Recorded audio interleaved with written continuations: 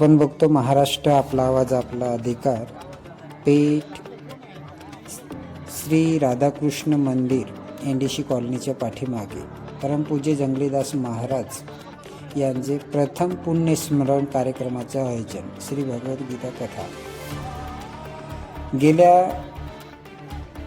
शनिवार दिनांक 18/4/2026 ते शुक्रवार 24/4/2026 पर्यंत या कलशस्व ग्रंथ दिंडी शनिवार 18/4/2026 रोजी सायंकाळी 5 वाजता वेळ सायंकाळी 7 ते 9 महाप्रसाद व प्रतिदिन कार्यक्रमाचं आयोजन केलेलं होतं.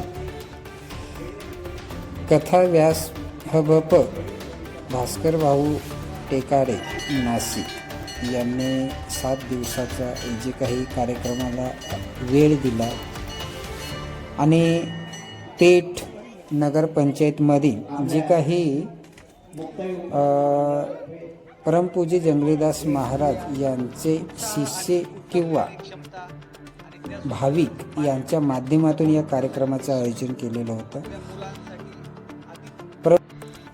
पेठ शहरातील सर्व ग्रामस्थ या कार्यक्रमाचा आनंद घेतला आणि 7 दिवस या कथेचं श्रवण करून मोठ्या आनंदाने हा कार्यक्रम पार पाडण्यात आलेला आहे.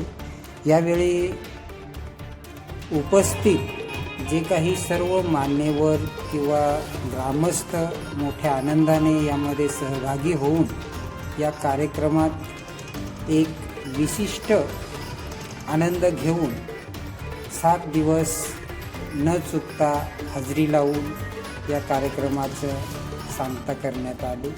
यावेळी राधाकृष्ण एक कार्यक्रम आयोजन केलेलं होतं. ते कार्यक्रमसुद्धा खूप चांगल्या पद्धतीने पार पाडण्यात आलेला आहे आणि या कार्यक्रमात खास करून पेठ नगरपंचायतमधील रहिवासी महिला वर्ग सर्व या कार्यक्रमात उपस्थित राहून सर्वप्रथम या कार्यक्रमाची शोभा वाढवली. रोजच्या रोज महाप्रसादाचा लाभ अन्नदाते जे कोणी दानशूर त्यांनी आपल्या आपल्या वैयक्तिक खर्चाने या कार्यक्रमात आपलं दान देऊन या कार्यक्रमाची एक प्रसादाचं नियोजन केलेलं होतं आणि मंदिराचं बघितलं तर मंदिर खूप छान आहे. एक वेळेस आपण गेलो नसेल तर प्रत्येकाने या राधाकृष्ण मंदिराला भेट दिली गेली पाहिजे आणि हे देवस्थान आपल्या पेठमध्येच आहे.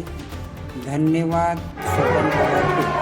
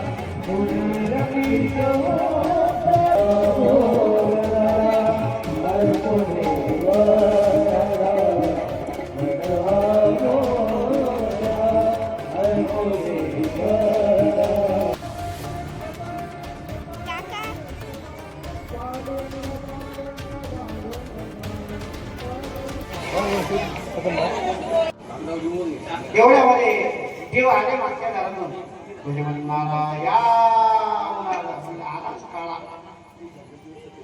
आणि 5-50 घर सोडून चालत गेले. इथं सुद्धा गेले लागले कुठेतरी देव झोपताय जेवढ्या पूजा करताय. शेवटी संध्याकाळचे 5 वाजले. एकाही घरात देव नाही असं घर दिसलं. शेवटी कंटाळले. आता गावं निघून कुठं तरी एका काळोख्या वनाच्या रस्त्याला निघाले. द्वारकेच्या बाहेर आले आणि एका सुंदर झाडाखाली शांत रामाभोग. आणि मग या विहिरीमध्ये स्नान तरी एकदाचं करावं. म्हणून नारदाने श्रीमन्नारायण आपली विना काय केली आहे. फक्त बाहेर ठेवली, स्नान करून आले, वर आले आणि आपला पलक्या नारदाने असा ढकलला.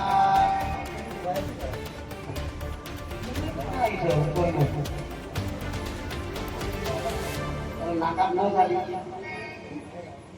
कानामध्ये पाहिलं, कर्ण रुद्राक्ष गेले, माडी गेल्या, कंचूक नाम चोरी. बाबा बाई झालो बघा. कानाबंदी गेली, कंचूक नाम चोरी. आणि बघितलं पंचा गेला, रुद्र गेलं, पातळ. पायामध्ये बघितलं बाबा चैन पडते. बाई झालो काय काळ्याने मला बायको तर भेटत नाही, मला बायको आता कुठं लाव निघाले पुढे रडत रडत रडत. वेणी गेली, वेणी बंद गायब गेली. वा काय करा आता. तर कोणी मला विचारलं तुम्ही काय सांगा, नारदाचा विचार करा निघाले रस्त्याने. आणि याच बाबाने काय केलं माहिती आहे का, एका काळ्या भिल्लाचं रूप घेतलं. कोणी कृष्णाने. देव जिरवायचे कशी जिरवली. आणि तिथे म्हणजे थोडा जरी अहंकार झाला तरी देव माफ करेल. भगवान परमात्म्याने विष घेतलाय का काळ्या भिल्लाचा. हातामध्ये 2-4 कबूतर शिकार करायला आणि दुसऱ्या हातामध्ये तीर कामतं म्हणजे शिकारी लोक. तू केली का काही दिवशी तीर कामतं तित्र पकडायचं. तित्र मला समोर भेट झाली. वा वा वा वा वा वा वा देव म्हणते कुठं चालला काय तुमचं नाव. आता पण बाई झालं नको का नारदी काय नाव लाव का तीर काम करू नको बाबा. काय नाव तुझं. मला नारदी म्हणतात. नारदी लग्न झालं का व्हायचंय. बोललो का नाही म्हणून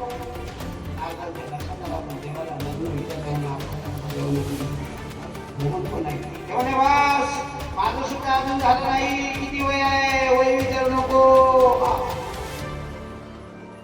आता आपण लोक संसार करू बघा. माझा बंगला इथे बंगला आली ना नारदीच्या बरोबर. एका कपड्याचं पाती बनवलं होतं, त्याच्यामध्ये 3 दगडावर चूल मांडलेली होती. त्याच्यावर काळा असा पाकी लागला. त्याच्यामध्ये 2-4 कबूतर शिजवायला ठेवले.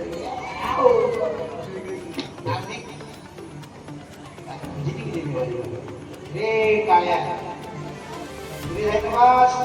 हे मला जमणार नाही. हे 3 कपड्यातले 2-4 पाहिजे की नारदी सरळ.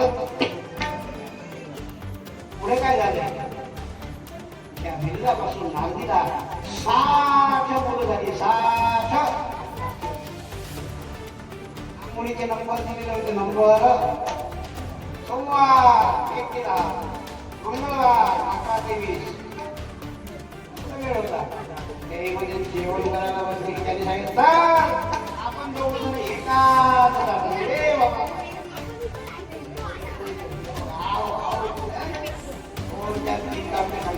सरळ त्यामध्ये जेवायला वगैरे एखाद्याने शेकाला विरसली चोकाला ताटा आणि ती वैतागली कंटाळली. 61 मुलगी झाली. तिचं नाव कपिला. 60 जी मुलं झाली संवत्सर म्हणून 61व्या वर्षी कपिला शेट्टीचा एक येतो सौभाग्य स्त्रियांच्या जीवनामध्ये एकदाच येते कपिला शेट्टी. कथा ही माझ्यापर्यंत आलेली आहे. शेवटचा एक प्रश्न आपल्याला उठायचा की राजा परीक्षितांना 7व्या दिवशी तक्षक नावाच्या सर्व लोचने मृत्यू म्हणून शाम होता. आज शुभाचार्य सांगताय राजा कथा सांगून तुला झालेली आहे. कथा खूप मोठी आहे. कितीतरी वर्ष आपण कथा ऐकली, एक वर्षाची आपला 1000 लोक आहेत. त्यांच्याकडे खरोखर मराठी ग्रंथ असेल, ट्रान्सलेशन असेल, त्यांनी अनेक महिन्यामध्ये वाचला. अप्रतिमा एक वेळा तुम्ही ग्रंथ वाचला तुम्हाला मोक्ष तर मिळेलच मिळेल. परंतु जगात काय ज्ञान आहे, देवाने काय केलेलं आहे, कुठला देव कुठला आहे, कुठल्या राजाने कुठे जन्म घेतला, कुठल्या राजाची बायको कुठली, सासरवाडी कुठली, बहीण कुठली, पूर्ण कथा, कुठले चरित्र, 18,000 श्लोक, परमात्म्याचे 24 अवतार, संपूर्ण भागवत ग्रंथ मराठी जर तुम्ही वाचला तर तुमच्या ज्ञानामध्ये भर पडेल. आणि खूप कमी किमतीत ग्रंथाचे पूर्वी 5,000 रुपयामध्ये हे माझ्याकडे जे भागवत आहे हे 5,000 रुपयाचं आहे. 21 वर्षापूर्वी मी आपल्याला बाबूरावांनी मला पंढरपूर घेऊन गेले होते. 5,000 हे संस्कृतमध्ये आहे, ते मराठी शब्द होते. परंतु आता हे भागवत ग्रंथ फक्त 230 रुपयाला आहे. म्हणजे 507 रुपयाला 2 भाग, 18,000 लोकांचे पूर्ण मराठी ट्रान्सलेशन, गोरखपूर बेस. जो हरिपाठ आपल्याकडे 10 रुपयाला मिळायचा तो 50 पैशात मिळतो. तर ते काय मिळतो ती मोठी कथा आहे. म्हणून भगवान परमात्म्याचं दिव्य चिंतन म्हणून आपल्याला जरी कोणाला सांगायचं असेल तर आपलं स्वतःचं ज्ञान परिपूर्ण होण्याकरता तो वाचण्या म्हणजे ग्रंथामध्ये सफळ आहे. ग्रंथ म्हणजेच आपला देव आहे. म्हणून याला म्हटलेलं आहे प्रत्यक्ष भगवान परमात्म्याचा अंश या ग्रंथामध्ये. आणि म्हणून ते दिव्य तेज आहे. परमात्मा आपल्याला कळाला नाही, परमात्मा दिसला नाही तरी चालेल, पण ग्रंथ दर्शनाने. आणि या ग्रंथामध्ये जो तात्विक विषय आहे, परमात्म्याचा विषय आहे, नाम साधन तत्व फक्त त्याच्या चर्चा आहे, तोच देव आहे. सगळं निर्गुण परमात्म्याचं रूप म्हणजे आपला भागवत ग्रंथ आहे. म्हणून भगवान परमात्म्याचे ग्रंथ नव्हे कृष्ण परमात्म्याचे रूप.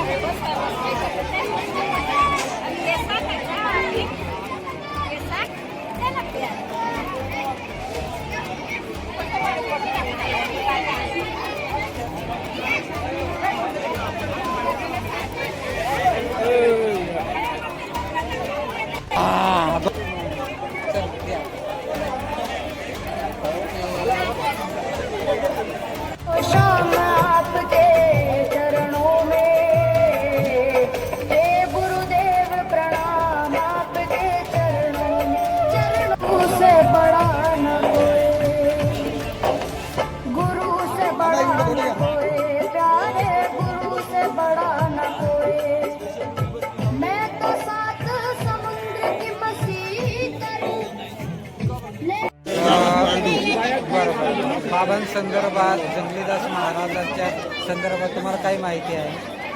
मला माहिती त्यांनी काय पहिले सुद्धा तशीच आमची परीक्षा घेतली. आम्ही 3 महिने तेव्हा तशीच केली. मग फाट्या बिट्या विकून काही साखर आणून तेव्हा पेट करायला माहीत नाही, तोंडोळवाल्याला माहीत. मग असा करून मग माहिती पडली. मग सर्व पेट करायला ते येत तिथले ही सर्व माहिती.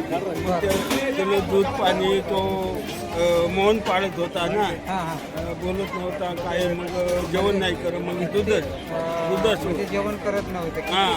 किती वर्ष मौन पाळलं त्याला? एक महिन्यात ती मोहन पाळायला.